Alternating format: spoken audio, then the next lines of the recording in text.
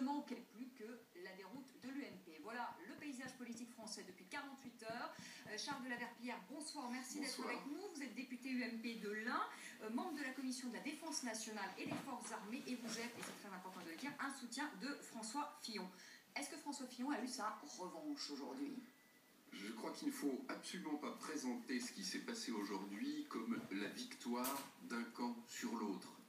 Ça va bien au-delà des questions de personne, la démission de Jean-François Copé. Ce qui est en cause, c'est l'honneur de l'UMP, c'est sa crédibilité auprès des Français, c'est son efficacité. Il y a plus de 20 millions, d'après ce qu'on nous dit, d'euros qui ont été dépensés par l'UMP. On ne sait pas très bien pourquoi faire et au profit de qui. Donc il faut faire la vérité sur cette affaire. D'ailleurs, la justice est saisie. Et en attendant, eh bien, il était indispensable que Jean-François Copé, qui était en responsabilité à l'UMP en 2012, en 2013 et bien sûr aujourd'hui, lorsque ces dépenses ont été faites, il était indispensable que Jean-François Copé assume cette responsabilité et donne sa démission de façon à pouvoir, lui, apporter tous les éclaircissements nécessaires et surtout pour permettre à l'UMP de continuer à fonctionner dans de bonnes conditions. Charles de la Verpillière, 20 millions d'euros, c'est beaucoup d'argent. Cet argent qui aurait peut-être servi à financer, peut-être, je dis bien, la campagne présidentielle de Nicolas Sarkozy. Vous l'avez vu, vous avez participé à cette campagne présidentielle. Est-ce que vous avez le sentiment qu'en effet, les sommes ont été dépassées, que de l'argent a été dépensé à outrance? On parle quand même de 20 millions d'euros. Hein. On parle de beaucoup d'argent. Ce qui est important, c'est la provenance. Est-ce que ça paraît crédible ? Je n'en sais rien. Je n'en sais rien. Moi, tout ce que je sais sur cette affaire, je l'ai lu dans la presse ou vu à la télévision.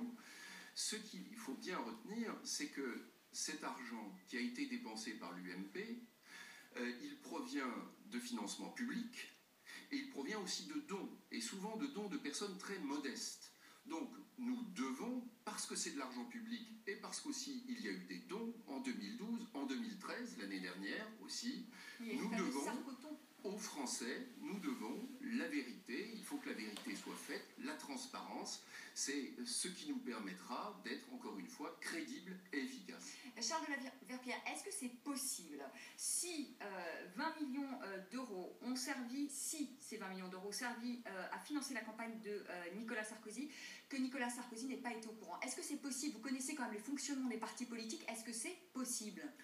Moi, je ne veux pas entrer sur ce terrain-là. Je n'en sais rien.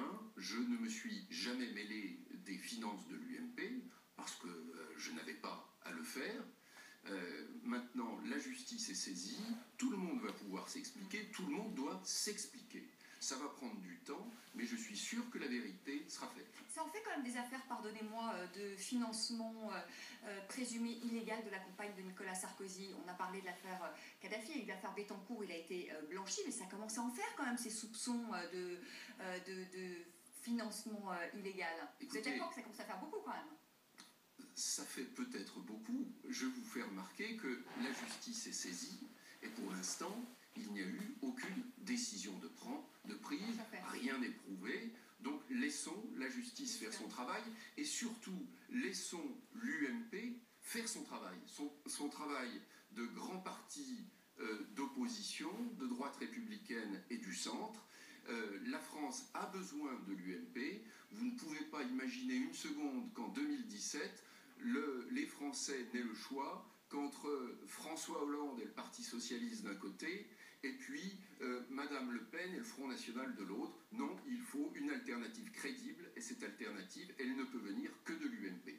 Charles de la Verpillière, vous soutenez François Fillon. Aujourd'hui, l'UMP a fait le choix de la direction collégiale. François Fillon était tout à fait d'accord. Pourquoi François Fillon n'a pas pris la tête finalement de ce parti, lui qui était au coude à coude quand même avec Jean-François Copé? On a le sentiment quand même, pardonnez-moi, que François Fillon ne monte pas dans le train. Il a envie de monter dans le train, mais il n'y monte pas. Il ne s'est pas battu jusqu'au bout, alors qu'il y a quand même eu des soupçons de fraude au moment de l'élection de la présidence de l'UMP. Il avait peut-être une occasion là de prendre la présidence de l'UMP, et il ne la prend pas. Il propose une direction collégiale, il va dans une direction collégiale. Est-ce qu'il a vraiment envie d'y aller, François Fillon? Je crois que François Fillon, son objectif, et je dirais même sa responsabilité face aux Français, c'est l'élection présidentielle de 2017. Faut-il ou non être à la tête de l'UMP? Ça n'est pas évident. Moi, je pense qu'on peut distinguer les deux. C'est ce que fait Alain Juppé d'ailleurs ce soir. Exactement. Alain Juppé a dit je souhaite que celui qui soit le président de l'UMP ne se présente pas à la primaire de la présidentielle. Il y a maintenant une direction collective. François Fillon en fait partie, avec les deux autres anciens premiers ministres. Ils vont devoir préparer des nouveaux statuts, les faire approuver par le Congrès, et puis ensuite, il y a toute une série d'étapes, de haies, si je puis dire, qu'il va falloir que nous sautions ensemble.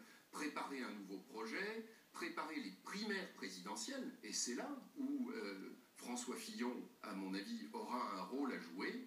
Et puis pendant tout ce temps, il ne faut tout de même pas l'oublier, nous devons faire notre travail d'opposants, parce que c'est comme cela qu'une démocratie fonctionne. On ne peut pas laisser le champ libre au gouvernement et au Front National en attendant 2017.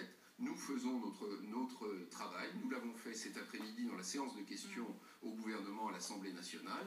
Il faut s'opposer aux propositions sur la famille. Il faut être vigilant sur les crédits de la défense. Il y a la loi Taubira sur la récidive. Nous devons faire notre travail. Et maintenant, nous avons plus d'efficacité et plus de crédibilité pour faire ce travail, maintenant que la question de la situation de Jean-François Copé est réglée. Bon, il y a quand même une crise de leadership encore aujourd'hui à l'UMP. Est-ce que finalement Nicolas Sarkozy, en étant là, mais tout en étant là et en n'étant pas là, est-ce que finalement il ne vous pose pas plus problème qu'autre chose?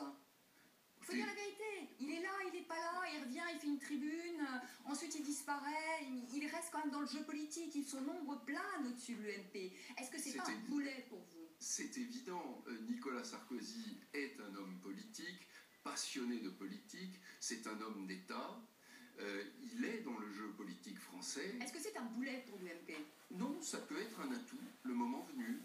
Mais en attendant, puisqu'il n'a pas annoncé son retour, il est normal que les autres leaders, si je puis employer ce terme, de l'UMP, eh bien, fassent leur chemin. Et encore une fois, nous avons beaucoup de choses à faire à l'UMP.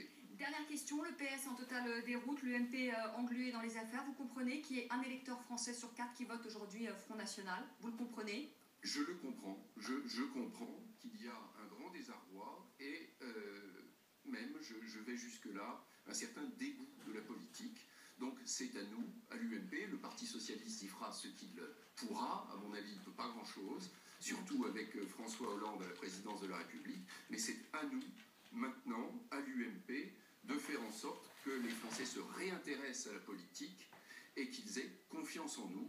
Nous n'aurons pas trop de 3 ans pour faire ce chemin. En effet. Merci beaucoup Charles de la Verpillière. Merci d'être venu sur le plateau de France 24. Je vous retrouve dans un instant pour un nouveau journal et on reparlera évidemment de cette affaire Big Malion. Et puis 18h50, ne manquez pas les sports. Il y a un match très, très important ce soir. France qui affronte la Norvège. Voilà, et c'est au Stade de France. Et il s'agit d'un match préparatif au mondial, d'où son importance. A tout de suite pour un nouveau journal.